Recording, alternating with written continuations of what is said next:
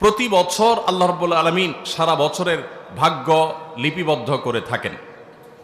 আল্লাহ সুবহানাহু ওয়া তাআলা আমাদের যে ভাগ্য বছরে একবার লিপিবদ্ধ করে থাকেন, সেটা ঠিক কোন সময়টা?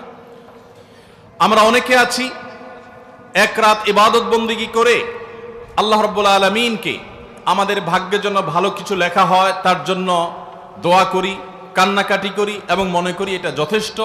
এটা আমাদের একটি জীবনের ভুল এবং জীবনের একটা ভ্রান্ত ধারণা যে এক রাতের ইবাদত আমার সারা বছরের ইবাদতের জন্য যথেষ্ট হবে। আমাদের ভাগ্যে, আমাদের তাকদীরে ভালো কিছু লেখুন, সেটা আমরা চাই কি চাই না? প্রত্যেকটা মানুষ আমরা চাই আল্লাহ রাব্বুল আলামিন আমাদের নসিবে ভালো কিছু দান করুক, আমাদের তাকদীরে ভালো কিছু লিপিবদ্ধ করুন।